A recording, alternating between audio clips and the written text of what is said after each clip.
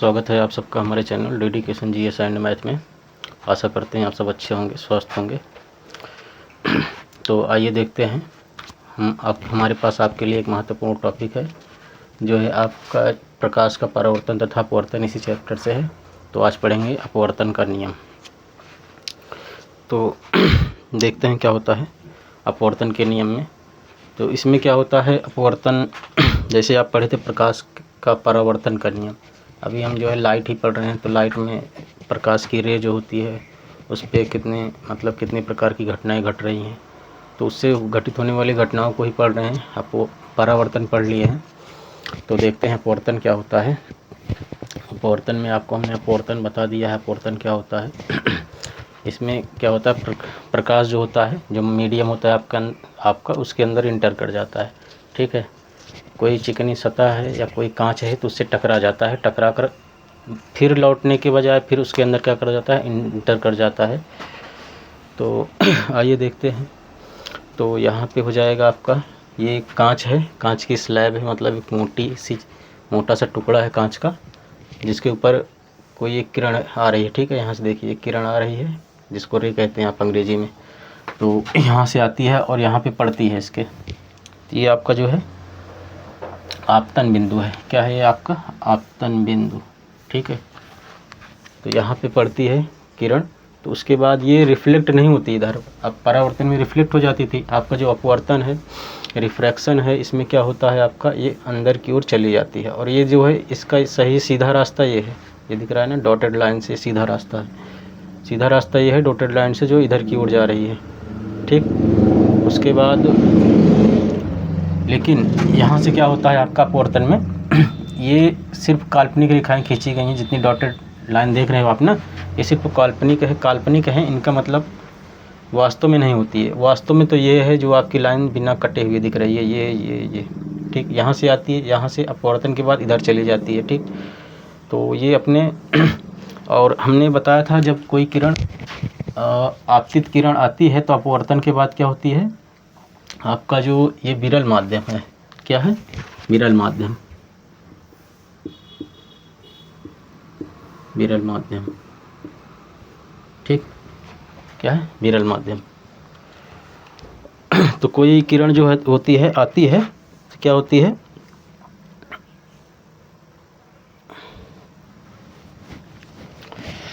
तो यहाँ पे आएगी तो क्या हो जाएगा आपका, ये किरण यहाँ से अभिलंब की ओर झुक जाएगी। ठीक है, अभिलंब से क्या होगी, अभिलंब की ओर झुक जाती है। और जब कोई किरण यहाँ से अपवर्तन के जो आपका ये सघन माध्यम है, सघन माध्यम से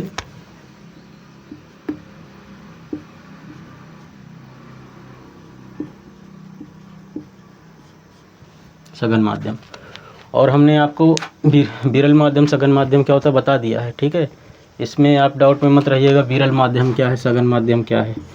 तो विरल माध्यम वो माध्यम होता है जिसमें जो आपके कण होते हैं उस माध्यम के बहुत दूर दूर पाए जाते हैं। ठीक है, या यूँ कहें कि जिसमें प्रकाश की चाल क्या होती है, तेज़ होती है, अधिक होती है, उसे विरल माध्यम कहते हैं। जिसमें प्रकाश की चाल घट जाती है उसे सघन माध्यम कहते हैं। जैसे कि आप अभी यहाँ पे हमारे चारों ओर क्या है, वायुमंडल है, तो यहाँ पे क्या है आपका विरल माध्यम है। ठीक, और जैसे कि आप तो हम दौड़ें, ठीक है, हम दौड़ें तो तेज़ी से दौड़ सकते हैं। आप पानी में कूद जाइए, पानी में आप जितना तेज़ आप हवा में भाग सकते हैं उतना तेज़ आप पानी में नहीं भाग सकते। ठीक है, तो वैसे ही इस लाइट क्या है, हवा में या निर्वात में तेज़ी से चलती है। पानी हो गया, दूध हो गया, तेल हो गया या कांच हो गया, उसमें क्या होती है, लाइट की स्पीड घट जाती है। ठीक, तो ऐसे ही सेम होता है। और विरल का मतलब होता है दूर दूर। ठीक है, अवधि, तो ये होता है विरल और ये सघन होता है। तो आप लोग समझ गए होंगे। तो यहाँ पे क्या होता है, जब ये विरल माध्यम में रहती है तो तेज़ी से चलती है, और जैसे ही सघन माध्यम में जाती है, किसी दूसरे माध्यम में जाती है, तो क्या होती है, ये अपने मार्ग से विचलित हो जाती है। जब ये विरल माध्यम से सघन माध्यम में जाती है तो अभिलंब है ये। ठीक है, यम या न क्या है, अभिलंब है, ये अभिलंब की ओर झुक जाती है। क्या करती है, अभिलंब की ओर झुक जाती है। जहाँ ना देखिए रास्ता इधर है लेकिन झुक गई है, कितना इधर की ओर क्या हो गई है, झुक गई है। यहाँ पे हम मार्क कर दे रहे हैं, क्या है, झुकी है इधर की ओर, नीचे की ओर झुक गई है। और उसके बाद देखिए फिर यहाँ पे आती है, और जैसे ही सघन माध्यम से विरल माध्यम में जाती है, फिर ये विरल आ गया आपका। ठीक है, विरल माध्यम, विरल माध्यम। तो यहाँ पे क्या हो जाएगा आपका, ये फिर उसी रास्ते पे चली जाएगी जो मतलब उसका रास्ता था, ये फिर अपने अभिलंब से, ये भी अभिलंब है ठीक, अभिलंब से क्या हो जाएगी, दूर हट जाएगी। जो मतलब कि जो जो इसका जो पथ था, मतलब जो रास्ता था, पाथ था आपका, ये क्या हो जाता है, थोड़ा सा चेंज हो जाता है ठीक, डिस्टर्ब हो जाता है, मतलब इधर मतलब अपने मार्ग से क्या होता है, विचलित हो जाता है। ये आना था इस पे, इसको इस सीधे पे ठीक है, ऐसे इसको बना देते हैं, बनाया नहीं तो, आना था इस पे राइट, जाना था इसको इस पे, यहाँ से सीधी तो ये जाएगी ना, लेकिन ये क्या हो गई, दूर हट गई, ऊपर की ओर उड़ गई है ठीक, ये हो गया। और तो ये सब घटना क्या होती है, आपकी अपवर्तन की घटना होती है, और अपवर्तन के नियम पर आधारित होती है। सभी घटनाएं क्या होती है, अपवर्तन के नियम पर आधारित होती हैं। अगर ये अपवर्तन का नियम का पालन नहीं करेंगे तो ये घटना अपवर्तन नहीं कहलाएगी। तो इसके क्या होते हैं, दो नियम होते हैं। पहला नियम है आपतित किरण, अपवर्तित किरण तथा आपतन बिंदु पर डाला गया विलंब तीनों एक ही तल में होते हैं। आपतित किरण, अपवर्तित किरण तथा आपतन बिंदु पर डाला गया विलंब तीनों एक ही तल में होते हैं ठीक है। आपतित किरण, अपवर्तित किरण तथा अभिलंब पर डाला गया, आपतन बिंदु पर डाला गया विलंब तीनों एक ही तल पर होते हैं। ये हो गया आपका पहला नियम।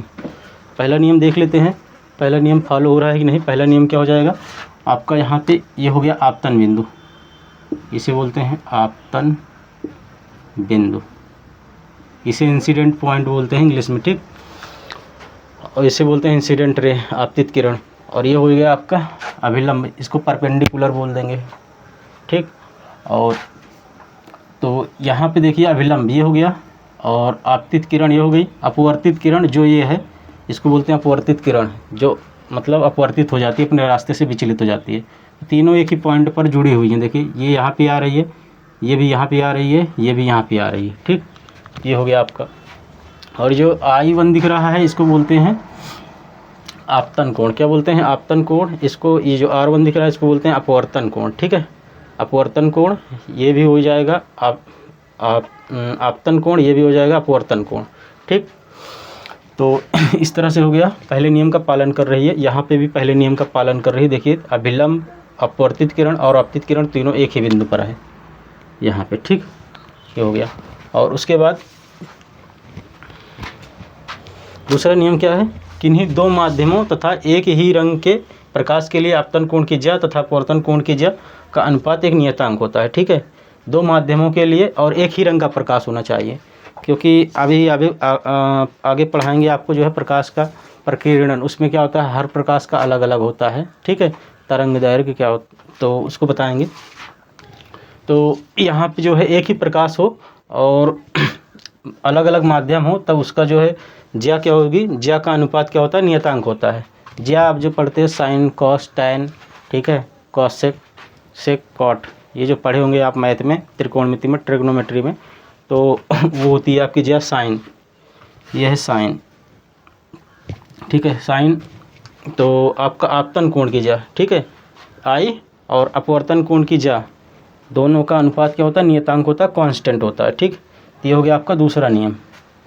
तो आशा करते हैं आप लोग समझ गए होंगे, बहुत ज़्यादा कठिन नहीं है। और आप वीडियो को एक बार दोबारा से जो है बैक करके देख लेंगे तो आपको दोबारा भी समझ में आ जाएगा। तो अपवर्तन के दो ही नियम हैं, आपको अगर परीक्षा में आता है अपवर्तन के नियम लिखिए तो आपको ये चित्र बना देना है ठीक है, इसको समझ लेना है सही से। और जितनी डॉटेड लाइन खींची हैं वो काल्पनिक हैं, वास्तव में तो यही रेखा है, अपवर्तन ऐसे ही होता है, जो किरण जा रही है ऐसे ही दिखेगी ठीक है, किसी कांच से होकर जाएगी तब ऐसे ही दिखेगी। और आपका जो है ये पॉइंट जो है, ये जो एंगल है ये कहलाता है आपतन कोण, ये जो एंगल है कहलाता है अपवर्तन कोण, ये एंगल कहलाता है आपतन कोण, ये कहलाएगा अपवर्तन कोण। और यहाँ पे जो ये सारी घटना है ये अपवर्तन के नियमों का पालन करती है ठीक है। अपवर्तन के नियम का पालन यहाँ पे भी हो रहा है, अपवर्तन के नियम का पालन यहाँ पे भी हो रहा है।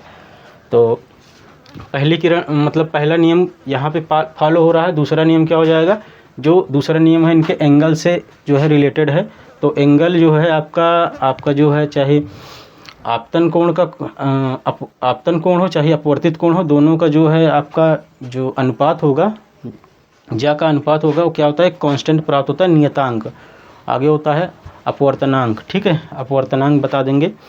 तो अभी आप लोग समझ गए होंगे, तो थोड़ा सपोर्ट करिए हमारे वीडियो को, जो है लाइक करिए, सब्सक्राइब करिए और कमेंट करिए, जो भी मतलब आपको प्रॉब्लम हो, और हम जो है आपके लिए बढ़िया वीडियो लेके आएंगे।